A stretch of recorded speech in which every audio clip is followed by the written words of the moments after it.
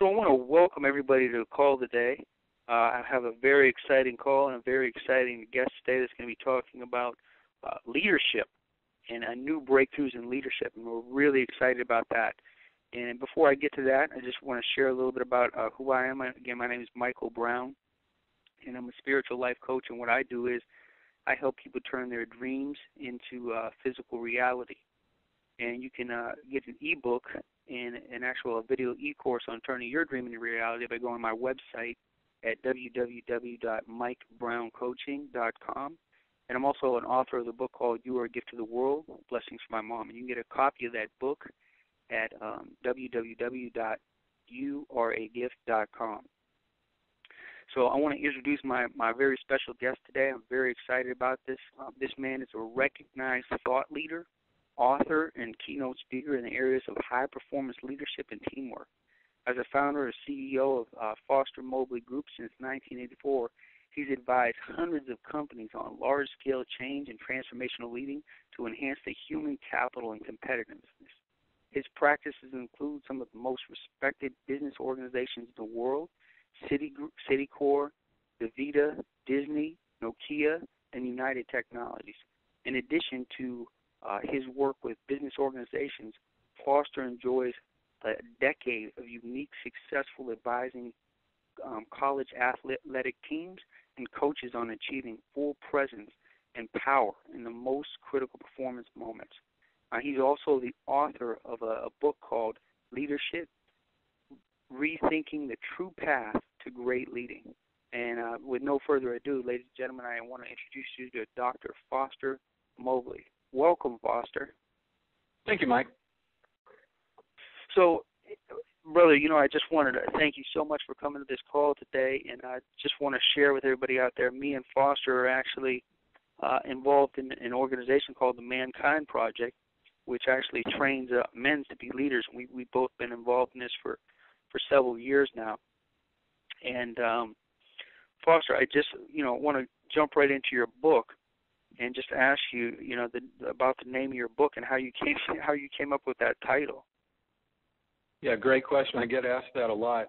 When you use something as controversial as leadership, you better have something to back it up. The original working title was born out of frustration. I'd see, in fact, I did it for 2 decades, and I'd see, countless of others training leaders to be leaders and trying to teach the next greatest competency. And then I'd see all these same leaders struggle with some of the same old issues over and over, having to do with kind of clarity about who they were and how they showed up. And they could demonstrate great decision-making, but they still got tangled with themselves.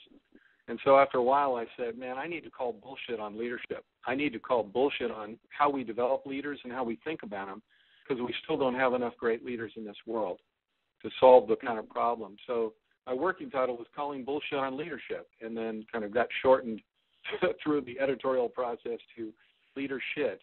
And then the subtitle, Rethinking the True Path to Great Leading. I don't think the path to great leading is out there. I think it's all about us.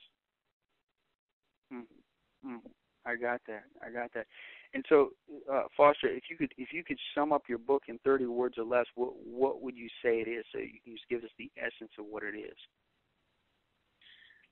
The quickest and most powerful path to great leading is to bring forth your true, unique talents, passions, what I call genius, and bring those forth from others, as opposed to learning the next competency. It's to learn how to show up in life fully, play fully, clear thoughts, no fears, a clear stream, if you will, rather than learn something that somebody from the outside is going to teach you. So, if I can just give that back to you, it sounds like what I'm hearing, Foster, it sounds like cultivating your inner leader, like your inner unique leader that is you, that's maybe different from the way any other individual might lead. Yes. Almost like saying we have like a leader, like a leader fingerprint. That's our unique way of leading, instinct. Yeah, Mike, that's well said. Each of us have a unique genius. We have passions that matter to us. We've got values that matter to us. We've got talents. We've got experiences. We've been knocked on our butt enough times to learn from them. We have our own wisdom. And the true talent, the fastest way to get great leading is to get that stuff out, to lead from that place of wisdom. Many people in today's society try and cover up our wrinkles through cosmetic means, but metaphorically, our wrinkles are what gives us our wisdom.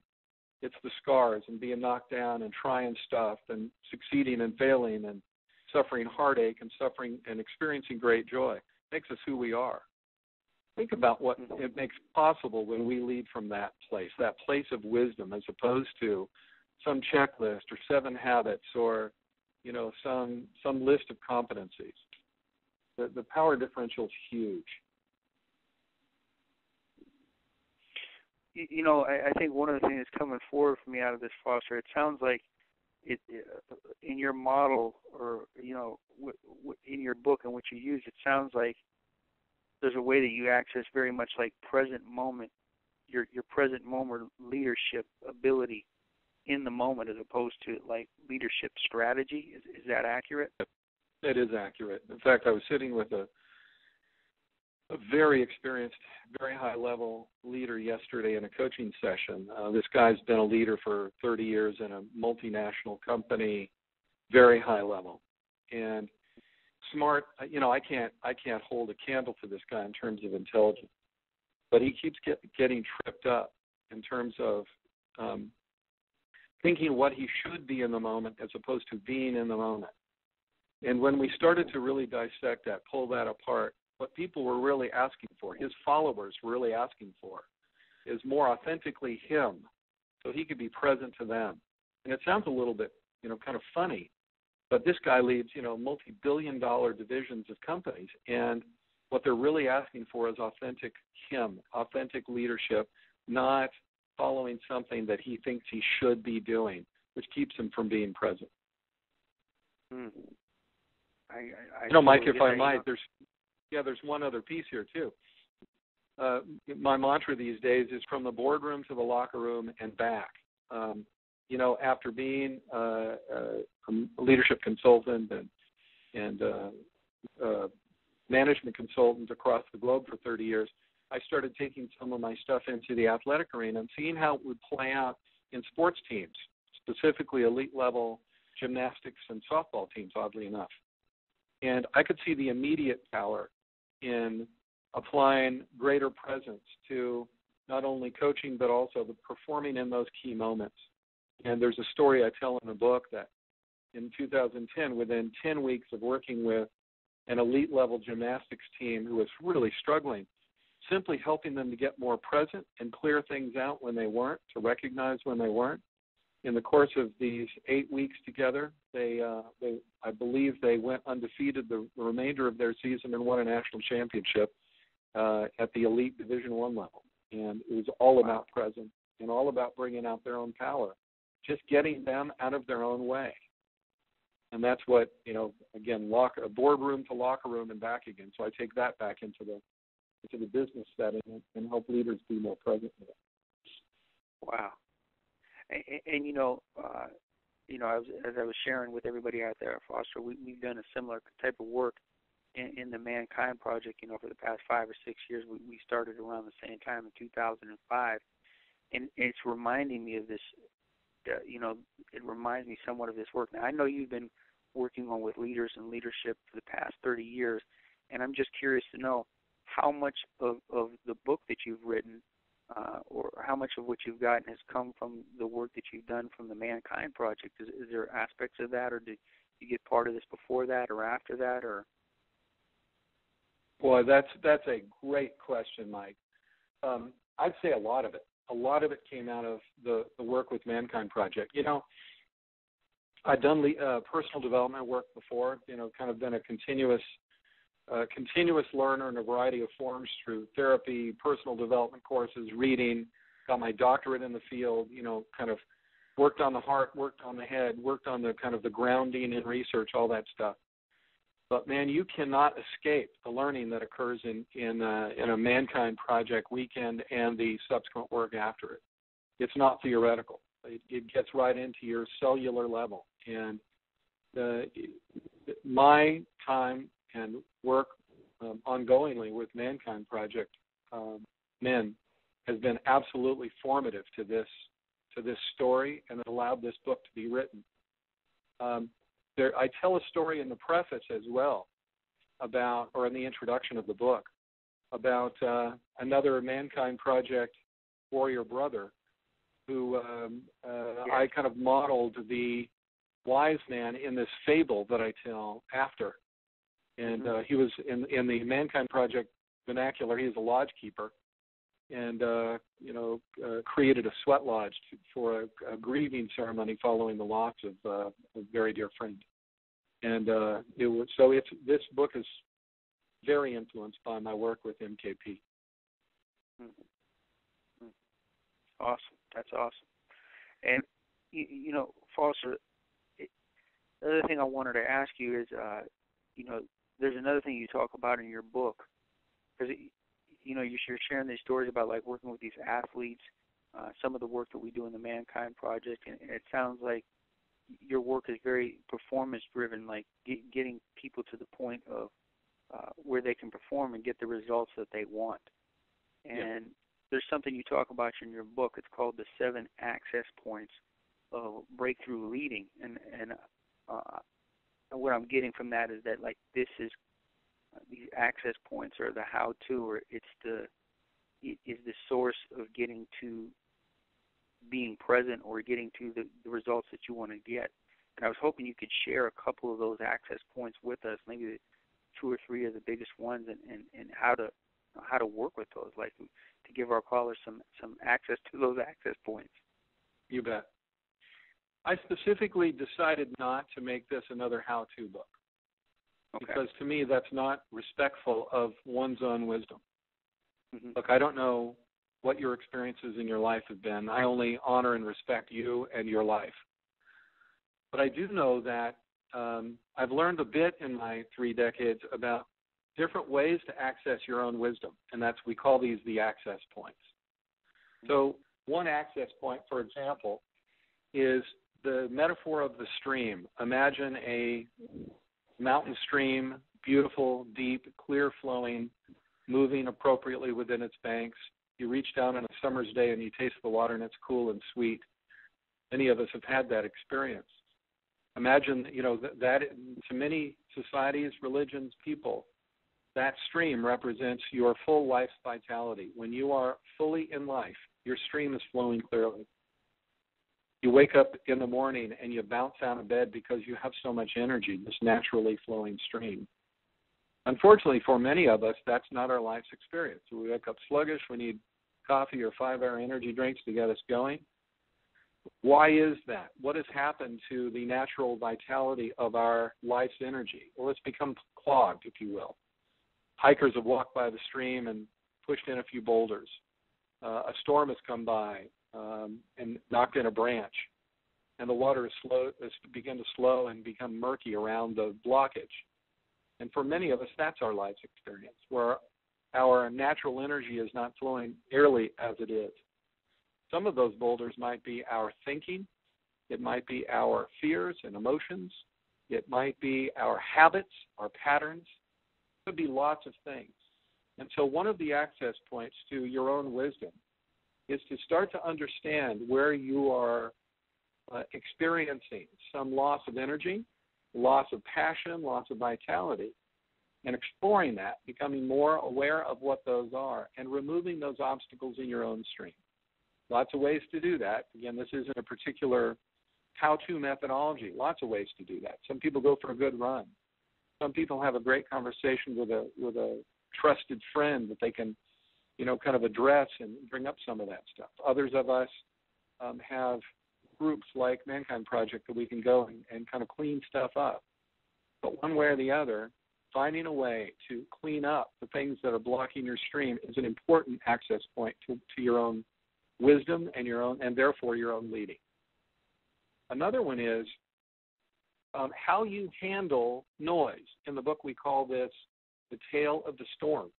Noise is anything that distracts you from complete presence and performance in the moment.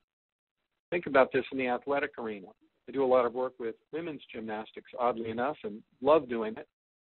Think about, we just completed the Olympics, and watching those Olympic athletes on a 4-inch wide balance beam, and they're doing backflips with no hands, and backflips with a full twist with no hands, and landing on a 4-inch wide beam. That's hard enough in general, but when there's an arena of 18,000 people watching you, and a studio audience of 4 billion people on the planet watching you, and expectations of press and media on you, that's what we call noise. You start hearing things in your head, some of the doubts, anything that prohibits or gets in the way of your full, unimpeded performance is noise.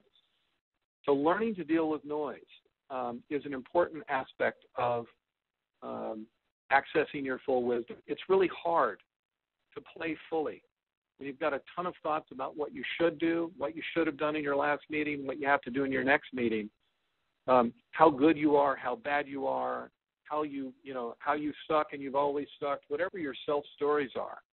Anything that's noise keeps you from being present, and in my view, keeps you from being as powerful as you can, leading others in that moment.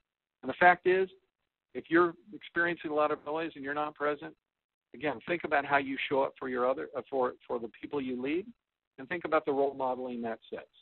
Your team will only go as far and as fast and as deeply as you will. You're clogged, they're going to be clogged pretty good sheets. I got that. And so, Foster, how do you work with these athletes to deal with their own noise or their own inner noise? Yeah, fair question.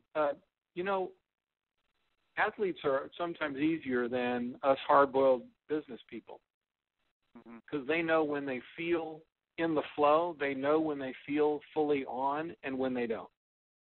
Worked with a college quarterback a couple of years ago, struggling. A week before I met this guy, threw 3 picks in the first quarter of a nationally televised game, got pulled out. Met with him for an hour, talked to him about this notion of noise, talked to him about him having a clear stream. For the next 4 weeks, went in, actually, he got benched in the first quarter of that game, but the first quarter of the following game, his replacement got hurt. They stuck him back in. And then he had the best 4 or 5 game stretch of his college career because he simply understood the concept of the stream and could begin to identify when stuff was in his stream, including wrong advice by other coaches, telling him to do things that he knew wouldn't be helpful to him. And so the first step for them was just helping them understand what normal should look like. Normal should be fully engaged. Normal should be fully present. Normal is full out. Now, let's talk about what's not letting you be full out. And then working with them to identify ways to remove those barriers or the boulders that get in their stream. And again, for young athletes, it's pretty easy to do. As witnessed by the gymnastics story I mentioned to you before. I had one meeting with them. They had just lost a home meet to an inferior team. Met with them for a couple hours, just did a couple of things to kind of build the kind of container where they could talk freely.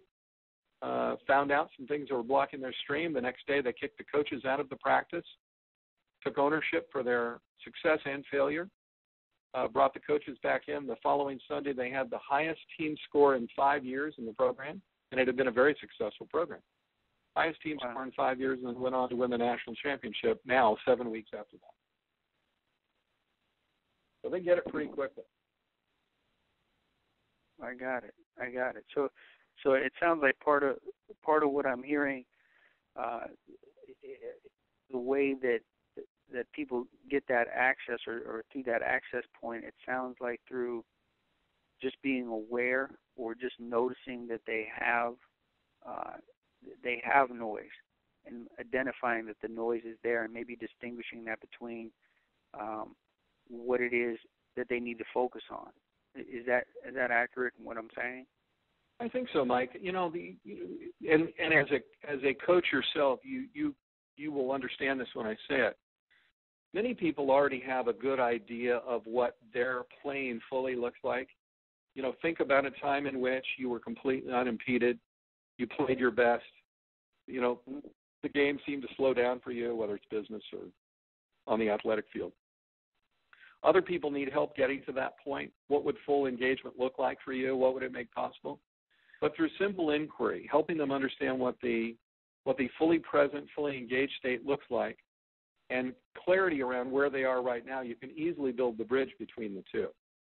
Most people, when they're blocked, they may not know they're blocked. They may just simply say, I'm not performing as well as I'd like to. I'm getting a lot of grief from the media. I'm getting a lot of grief from my people. I'm getting a lot of, you know, my wife is telling me I'm pretty grumpy at home. They don't know, they don't really have any kind of frame to think about the kind of a blockage in their stream. Once they have that, and they can clearly contrast it with what's possible, whether something they've experienced or not in the past, but what's possible that's different than where they are right now. It's a simple process to get them from here to there.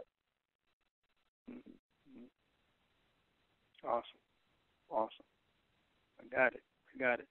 And is there maybe one more of the access points that you could share with us? Absolutely. In the second chapter of the book, there's a tale I call "Tale of the Skipping Stones," and this is the physical. And by the way, if you can't tell, I love physical metaphors. So, I get that. Yeah. So, as a kid, I used to love going camping with my family, and there was one lake in Santa Barbara County that we'd go to, and my great joy, it had shale stones on the banks. So they were nice, flat, little, good skipping stones. And I used to love to go down to the lake in the afternoons. Chores are done and just had a little time to kill. And I used to love to go skip stones. And I learned much later, and I do that for hours. I think, not different than many kids. I learned much later, too, about the notion of once one of those, you think about this, the stone skips over the surface of life, which I analogize to many of our lives. We've got so many things going on. We seldom settle in deeply to any of them. We kind of skip over the surface of them. And when you're skipping stones, that's kind of the point. When you're living your life, it's kind of not. So, but what happens to that stone when the forward energy from your throw starts to dissipate and gravity starts to win? It settles into the water, but it doesn't go straight down. It kind of goes down in little semi-arcs. So it goes down a layer at a time. Now, you can't quite see it because it's in the water, but it settles in. So another access point in, I think, great leading and great living is learning to settle into those points of your life where skipping over the surface won't suffice. And it's a very gross metaphor for being present, learning to be present in your life. To that college quarterback that was struggling. He was panicked throwing 3 interceptions in the first quarter. But as silly as it sounds, his way forward is to learn to be more in that moment. So he can see the linebacker that cheated and that came over and pulled that pass down and ran the wrong direction. So for him, learning to settle in like that settling stone, learning to be more present in every moment, helped him the rest of the season. Because he could see, he could slow himself down. He could quiet the noise because he was more present. And so that's another access point, skipping stones, learning to be more present in your life. Got it. Awesome, Foster. Awesome. And, one of the things I wanted to ask you, Foster, as well, you may have already asked this, but I'm just curious to know what inspired you to write this book?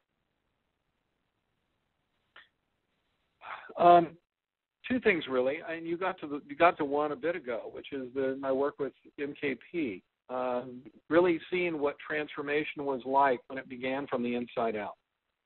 I've been lecturing and consulting across the globe for 25 years by that point, and yet seeing what a difference it made when I was present, when I was clear, when I had stuff out of my stream, how I could show up better and lead for other people. That was a major catalyst.